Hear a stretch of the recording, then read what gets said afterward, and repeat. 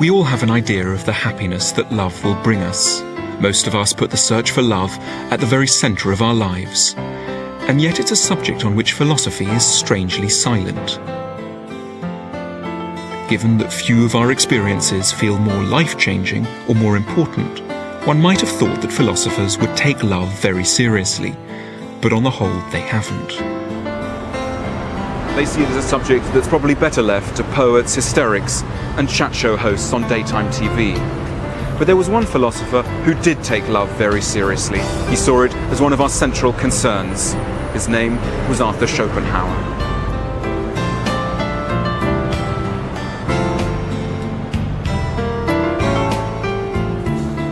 In an admittedly rather unromantic field, Schopenhauer is the one philosopher who seems to understand the intensity of what we feel when we fall in love. He thought we were absolutely right to build our lives around love. Nothing else in life was quite as important. But the mistake he thought we made was to imagine that happiness had anything to do with it.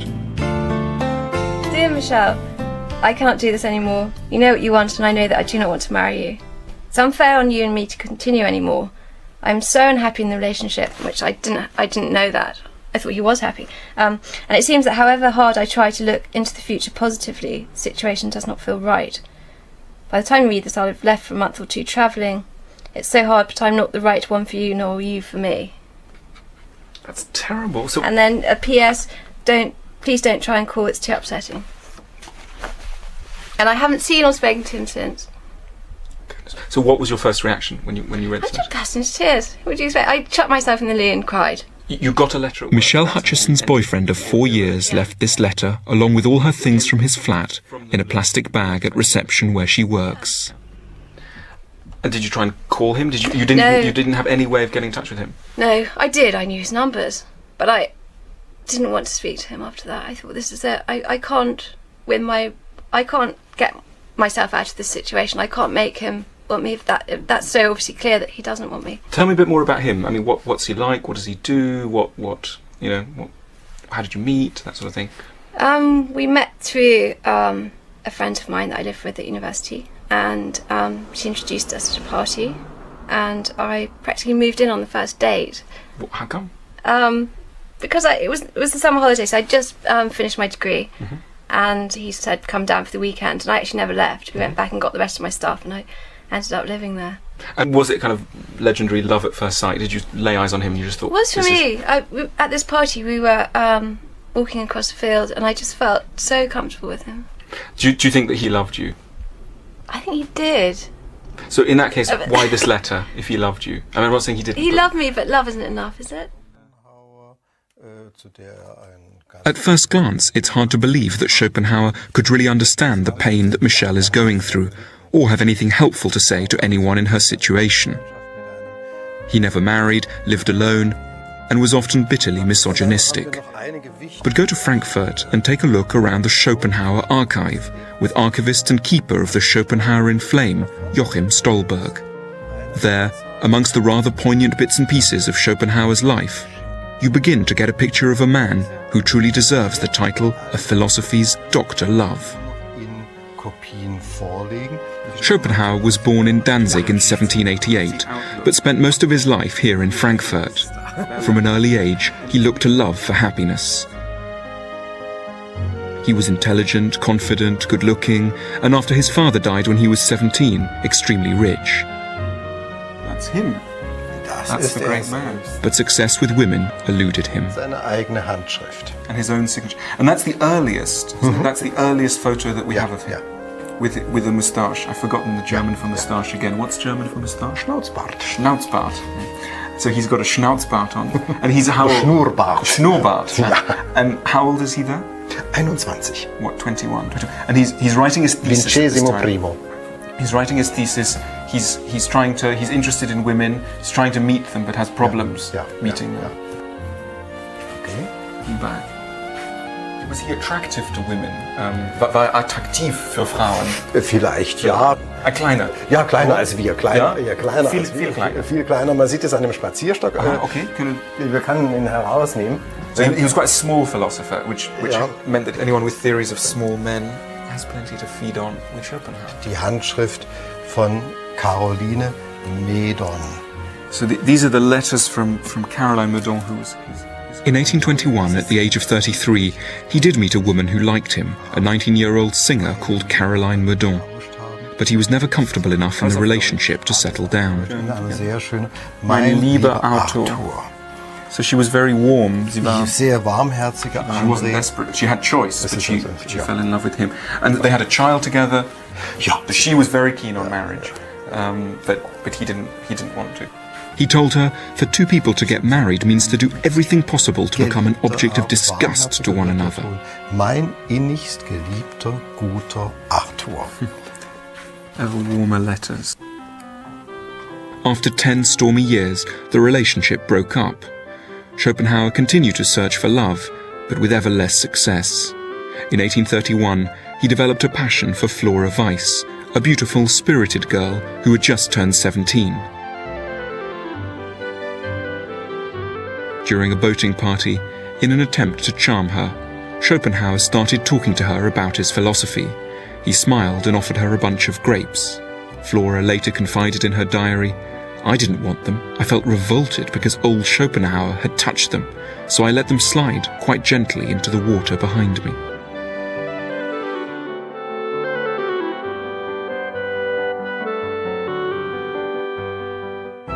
Towards the end of his life, he did enjoy a contentment of sorts with an attractive sculptress and admirer of his philosophy, Elizabeth Nye, who came to Frankfurt to make a bust of him. But it was hardly the culmination of the happy romantic life that the young Arthur Schopenhauer had dreamt of. There she is. Oh, she's quite pretty. Did he like her? Es scheint so. Und er hat so intime Dinge geäußert, wie dass er glücklich gewesen sei, auf dem Sofa gemeinsam mit der Künstlerin Kaffee zu trinken. They had a very happy time when Elizabeth was making this portrait of him, sculpture of him. They had a lovely time. They sat on the sofa and had coffee together. Yeah. And they behaved like a married couple, he said. Ja. And did he like this portrait of him? Was he proud Schopenhauer hat es sehr geliebt, dieses Porträt. He really liked it. Und but his friends seemed to notice that there was a disparity between his head, which looks very much the head of a 71-year-old, and the body, which looks like a sort of athletic, wie 21 wäre. So he was a 21-year-old hero. No wonder he liked it. So how could this romantically hapless philosopher have anything wise to tell us about love? Well, for a start, he tells us that love is not a trivial subject. We shouldn't see it as a distraction from more important or grown-up concerns. It's no accident that love is such an overwhelming emotion, that it can take over our lives and fill our every waking moment. And Schopenhauer urges us not to be too hard on ourselves for the obsession and despair it can drive us to when it goes wrong.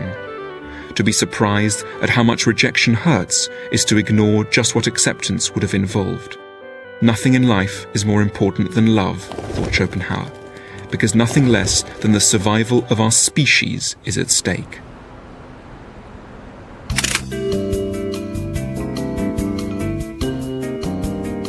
We all tell ourselves stories about love.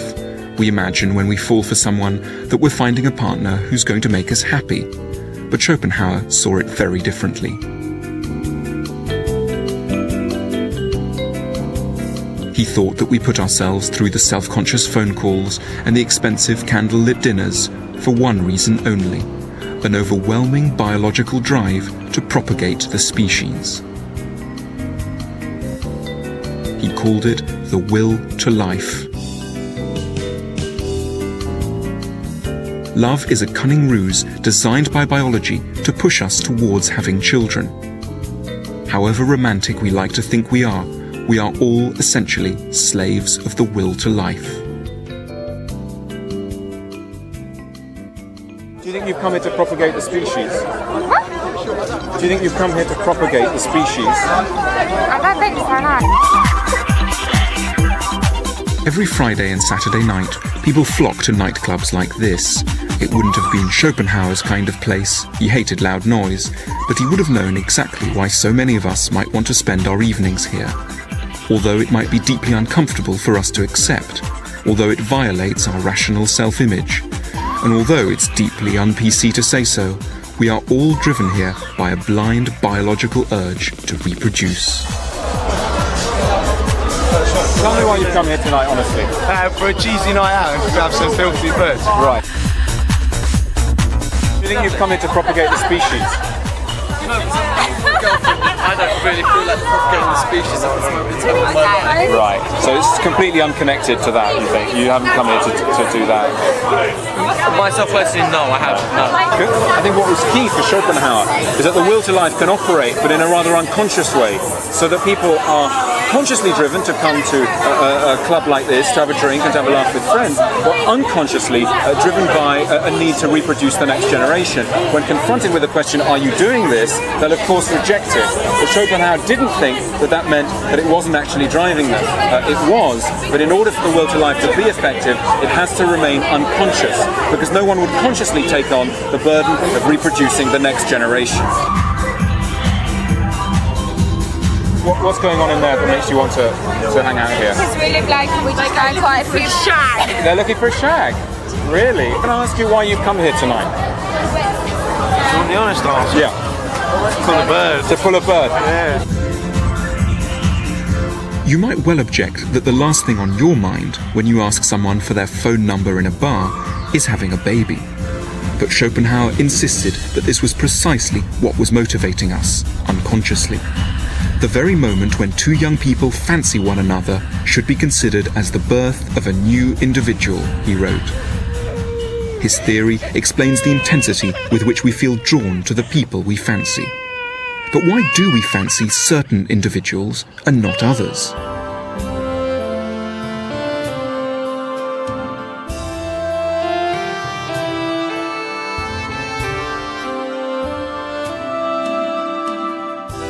One of the profoundest mysteries of love is why him or why her?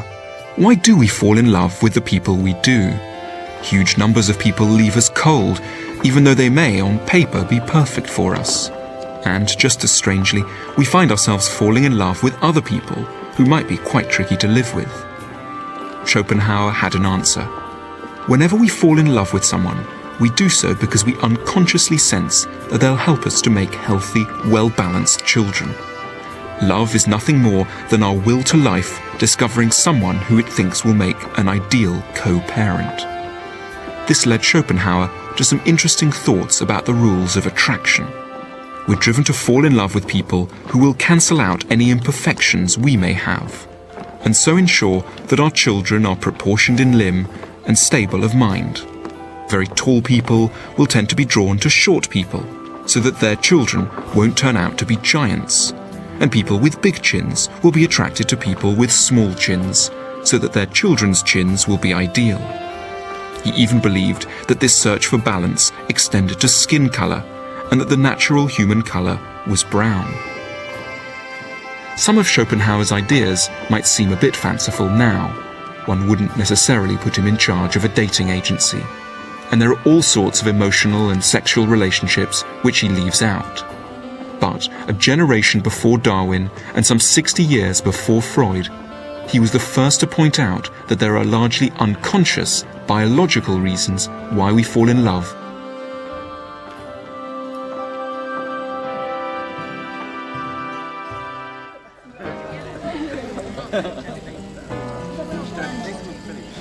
The lover who saves our child from having an enormous chin or from being excessively shy is seldom a person to make us happy for a lifetime.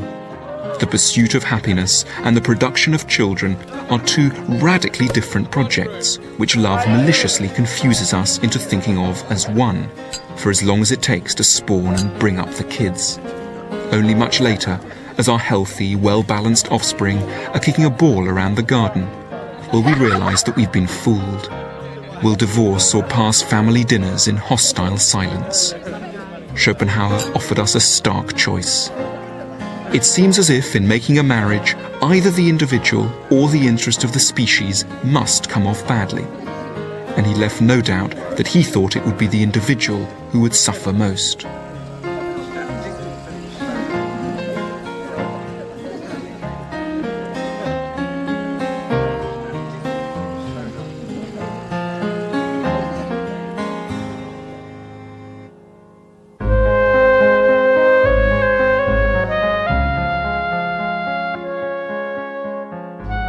Unhappy in love, his work almost universally ignored, Schopenhauer withdrew into a modest bachelor apartment in a street in Frankfurt called Schöne Aussicht, an ironic name given the bleakness of his views, as it means beautiful outlook in German. In an otherwise quite miserable life, one of his joys was music. Before we had lunch, he normally played about an hour of Rossini, and on something like that. Can you play? Können Sie spielen? Nein, ich kann nicht. Gar nicht. Und ich glaube, sie sind auch jetzt nicht bespielbar. Probably weil that you couldn't play them anymore. solche Instrumente müssen immer gespielt werden. Still, I mean, these are his marks of his mouth. Ja. He grew almost comically pessimistic, advising his few readers to swallow a toad every morning to ensure that they wouldn't meet with anything more disgusting in the day ahead. Wir können The jetzt hier instruments. nicht Rossini. We're not going to play Rossini here, sadly. Human existence, he wrote, must be a kind of error. It may be said of it, it's bad today, and every day it will get worse until the worst of all happens. It's in English. Das sind alle in It's Englisch, safe- in Griechisch und Anzeichen. It's safe trusting fear than faith. It's safer trusting fear than faith. A typically gloomy Schopenhauerian comment. Schopenhauer's closest relationships were now with a succession of poodles. He lavished affection on them. He even called one of them Atma, after the world soul of the Brahmins, and he took a keen interest in animal welfare. Towards the very end of his life, his ideas did finally begin to find an audience, and his last book, a somber collection of philosophical essays and aphorisms, became an unlikely bestseller. Philosophically minded Frankfurters began to buy poodles in homage to him. The brain is the centre of attention. Rather unusually, the light falls on his head. It's the most important part Ja. of the philosopher. Not necessarily his eyes or his mouth, but his... Und den his Spiegel brain. der Seele, die Augen. He looks very intelligent. In the height of his fame, he said that the Nile had at last reached Cairo. That's how he described his fame. But he had little time to enjoy the attention and develop more cheerful thoughts. In 1860, after a walk by the banks of the River Main with his beloved poodle, Schopenhauer returned home, complained of breathlessness, and died. If a god made this world, he said, then I would not like to be the god. Its misery and distress would break my heart.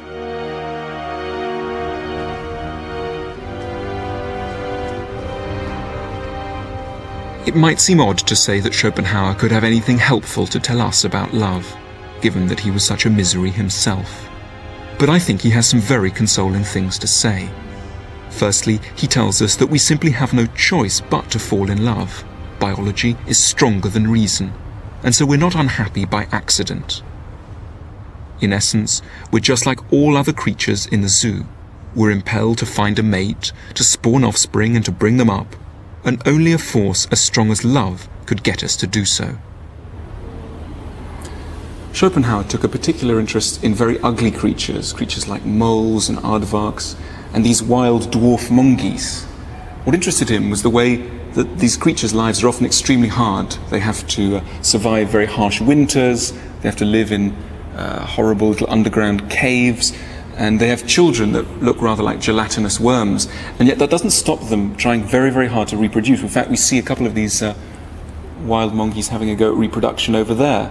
And he thought that we should take a lesson from our own behaviour from these creatures, which is that we're devoted to reproduction without necessarily thinking about happiness, or rather we think we're doing this for happiness, but rather like monkeys, we're doing so because we have to, because of the will to life.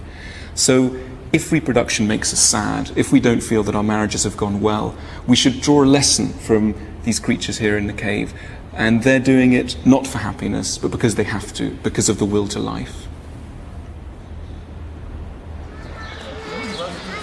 Schopenhauer has another message about love which I think is particularly helpful for us when we've been rejected. We often can't understand why our partner has ended a relationship and take it extremely personally. But Schopenhauer tells us that when someone dumps us, it's not us that they're rejecting. It's not that we're unlovable. It's just that their will to life thinks that they'll be able to produce more balanced, healthier children with someone else. And someone else will come along whose will to life thinks we'd be ideal for that purpose, even if only because our nose and their nose will make a desirable combination. We might have been happy with the person who rejected us, but nature wasn't, and for that reason we have to learn to let them go. Do you think you'll go out with a different kind of man next? Not necessarily. You haven't been out with anyone since? No. Or does the thought even, like, it's just horrific? The thought just makes me panic, the thought of risking everything all over again, and I gave so much into that relationship that I can't imagine. Was it the most important thing in your life? Definitely was.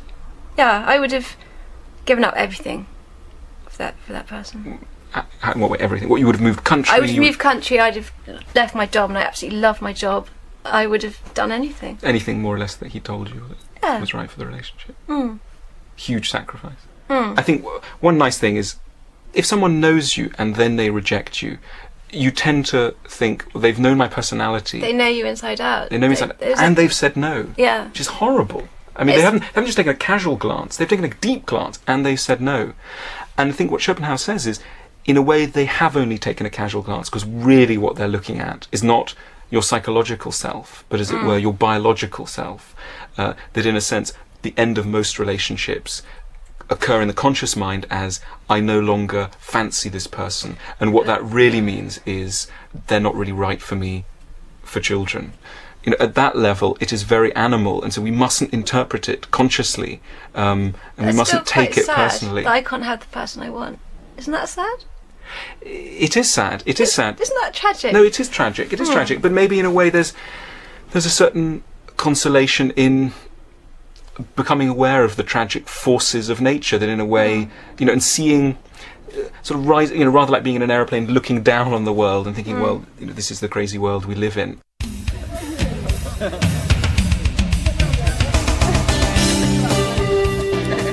The traditional view is that this couple will live happily ever after.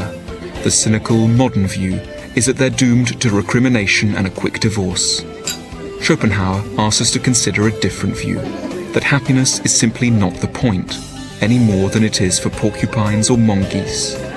He didn't mean to depress us, rather to free us from the kinds of expectations which can inspire bitterness. It's consoling when love has made us sad, to hear that happiness was never really part of the plan. The darkest thinkers can sometimes, paradoxically, be the most cheering. I've one last question, which my will to life is asking me to ask you, which is, are you free for dinner tonight? Would you be free for dinner tonight? Maybe.